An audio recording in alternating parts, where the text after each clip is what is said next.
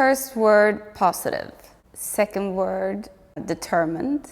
This is probably the most difficult question ever, but I would say energetic. But also I'm very calm. And you're calm. Let's mix the two. We got married, went on a honeymoon. When we came back from the honeymoon, I started feeling funny. And I was like, no, it couldn't be that perfect that I actually got pregnant on my honeymoon. But yes, I did. And the thing is that I have something called PCOS, which also means that it's not that easy to get pregnant, but I didn't know that I had it. So with that said, I got pregnant without knowing I had this condition, and then he came like a thunderstorm 9 months later. And that was the most difficult birth, but the best when he finally was out. I couldn't have felt more of a relief when I was finished.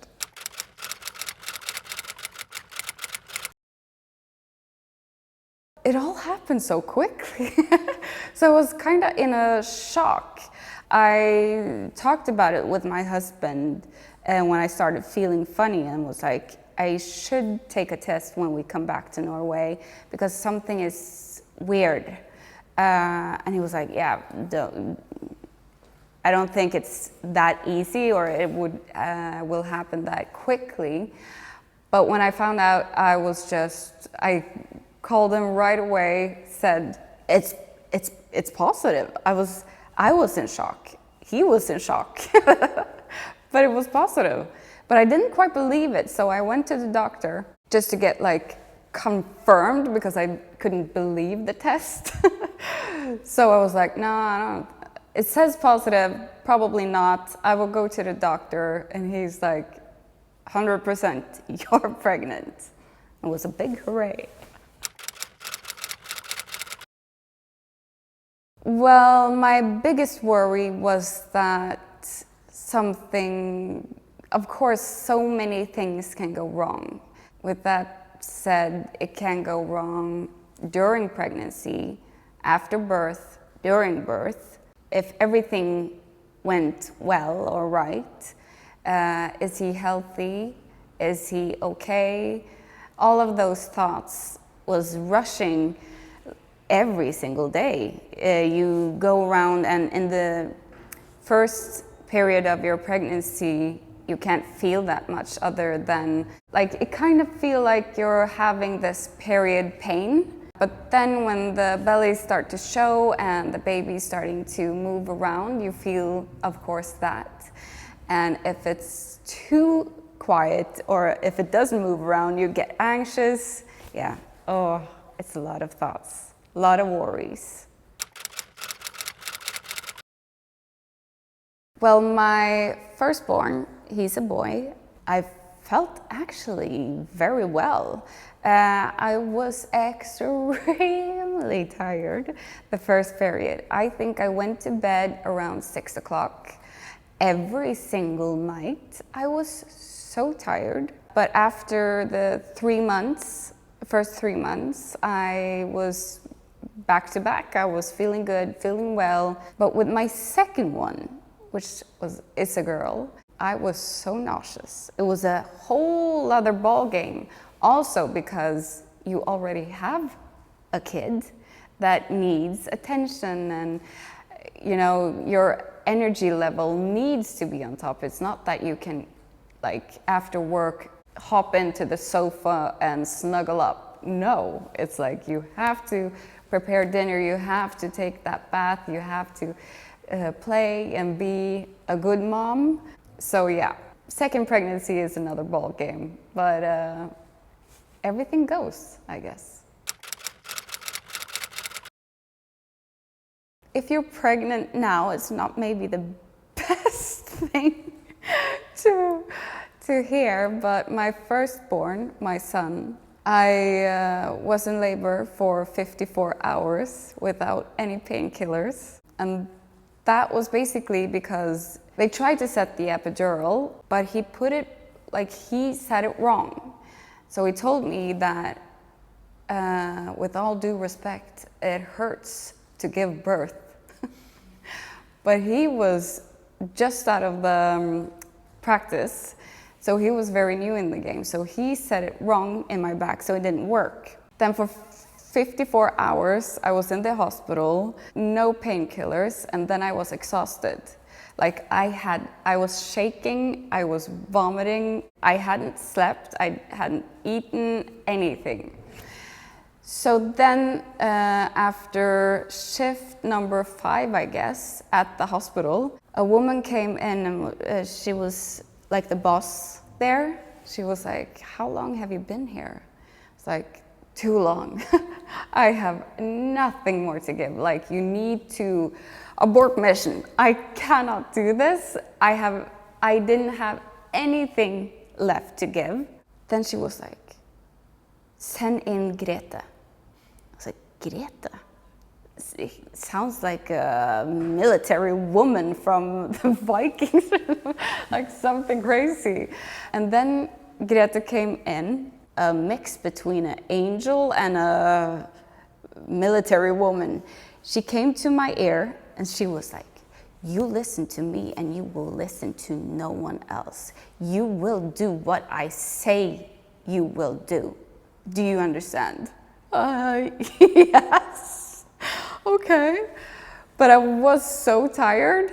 So I didn't have any energy, and the thought of pushing was like, oh, I don't wanna. But of course the baby needed to come out, obviously. And so we did it. He was stuck for quite a while, but after like 4 hours of pushing, I think, he came, and he was 4.5 kilos. 4.5 kilos, 54 centimeters long.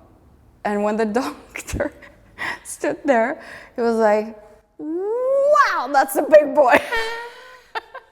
And with my second one, I needed to start the birth before, because since Bernard was 4.5 kilos, they thought that she would probably be the same. So 2 weeks before the due date, they started the pregnancy, which went well until we needed to go to a C-section because she flipped in the pushing. So he tried to turn her, but it didn't work. So it was like, okay, C-section. And I was actually very afraid of the C-section. And also I felt so weird with us mothers, ladies, because I felt some kind of a guilt. Not guilt, but I felt like I couldn't make it, or I didn't do it correctly, or is it my fault, blah, blah, blah. But of course it wasn't my fault, but that was actually what I felt when he told me we need to go to a C-section right away and it's in a hurry. So I was actually a bit sad because I felt that I failed somehow. But then, of course, I had a huge fever, and so did she. So after the C-section, and the doctor was so nice and funny and cool. He held up the baby and started to sing, "Happy birthday to you." Yeah, it was a moment, and I was happy that I could get professional help.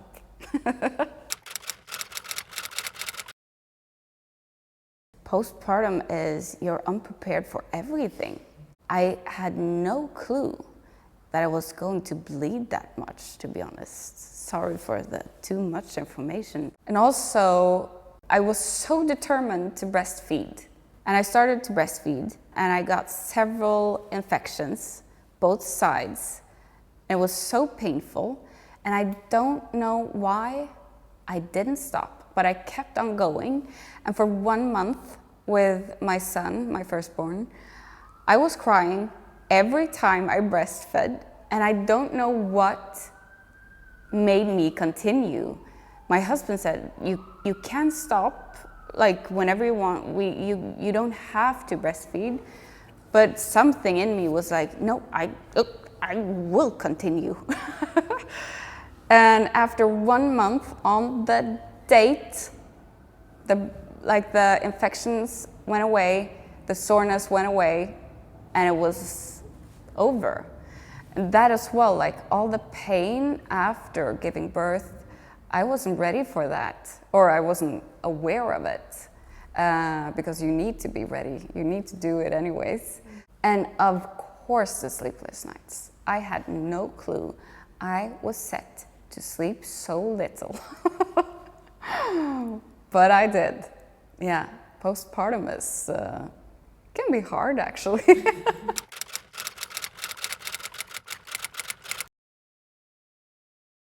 Well, for Bernhard, it wasn't any other option. I have always loved that name. It was, for me, it is the most beautiful men's name or boy's name I could think of. So for me, when I found out it was a boy, I was like 100% is Bernhard. Bianca is so pure. It's like clean Bianca.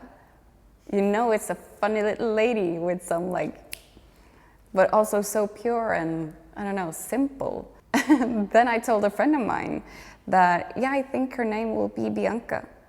Ah, as in Bernhard and Bianca, the Disney movie. It's like, what Disney movie? The Disney movie, the two mice that are trying to save the world. I was like, oh my God, I didn't know about that. Is it a movie? Then me and Bernhard, I was sitting there pregnant, me and Bernhard went in to see Bernhard and Bianca. And then he was like, Mama, 100%, her name is Bianca. That is me, that is her. I was like, yeah, sure. Two mice trying to save the world. That's cute. Yeah, I've changed. It's not something that goes unnoticed to become a mother. My heart is bigger and, if I could say, raw. Like, it's so raw, the love. It's so intense. You have never loved anything the way you love your kids, because it gives you so much perspective of what you're capable or want to do for another human being. I could go through everything for them, like fire, water, whatever. I would do anything just to know that they're safe. So, of course it changed me. And also perspective of time. You choose so much more wisely and careful what you use or spend your time on. And of course you don't have that much time to do what you want to do. So that is holy.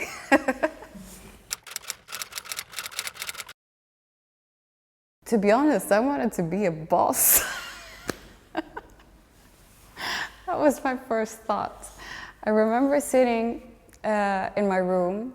I either wanted to be a ballet dancer or a boss. I became a boss, not a ballet dancer.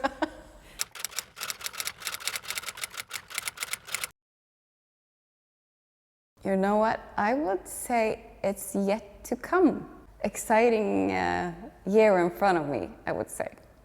Wink, wink. What is? Well, coffee. That is my best beauty hack.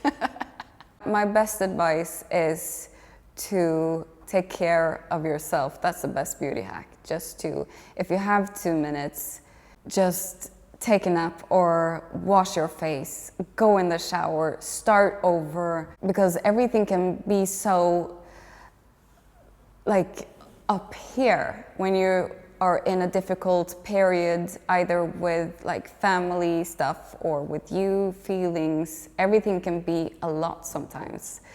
So I guess my best advice is to just take a long shower and start over. But also, I mean, a good moisturizer, a good scrub, and just to like feel fresh, because that is not something you feel every second after giving birth. Ooh, I actually made a highlight on that on Instagram. The best way to style the baby bump is to get, I love somehow of a silhouette where you either have like, okay, if you want to cover up, go for the A-shaped.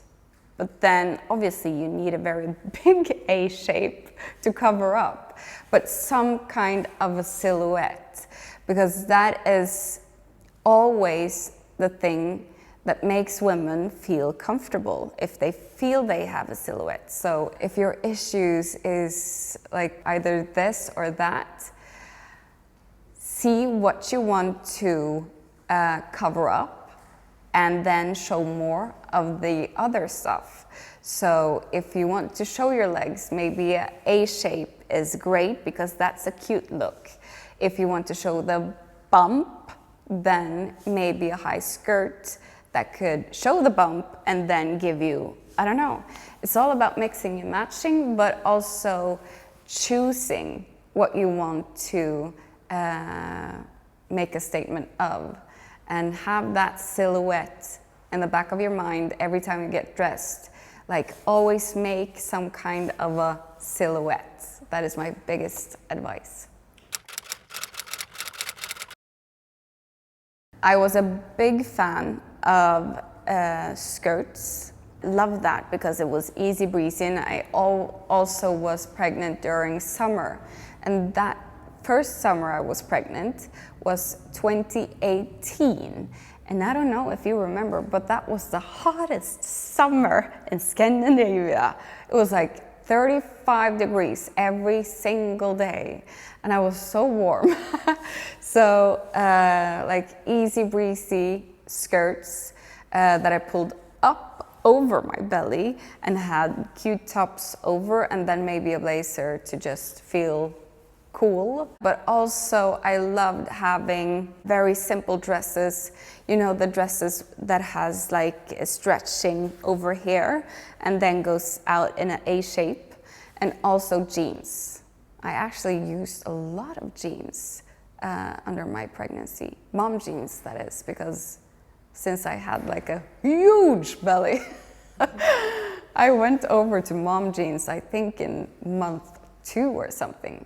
I was like a bus. The belly came first, and 2 minutes later I came in the door.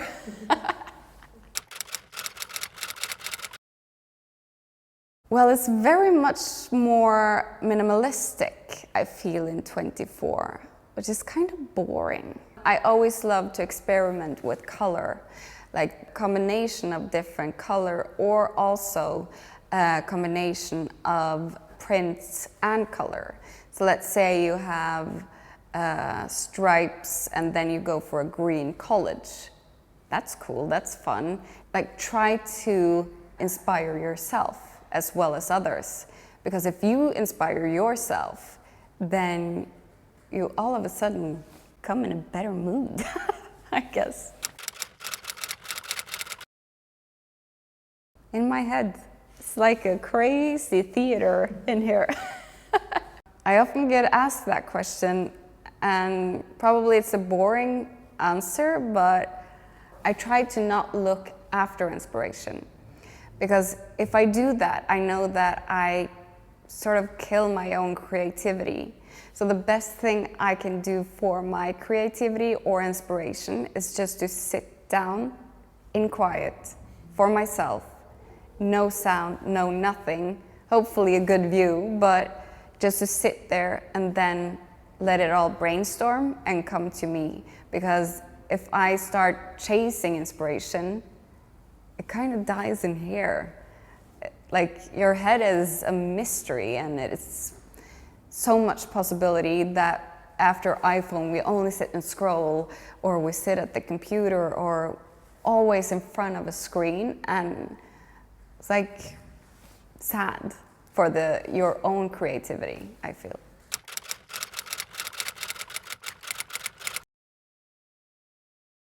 You know what? I didn't receive this advice from another mother. I received this advice from an actor. One quote, and that has been the most important quote for me the last 6 years. And that is so easy as, "This too shall pass." And with that quote, your life becomes, no joke, so much easier, because you know that it will pass. It's a period of time. And if you know that it will stop, it will go over sometime, this too shall pass. If you're arguing with your husband or boyfriend, whatever, this too shall pass. If you have a shitty day, this too shall pass. If your baby is upset, crying, and you don't know why, this too shall pass. And if you know that when you're standing there and crying yourself, or you're like frustrated, angry, whatever it is, to know that this too shall pass. And then you're good.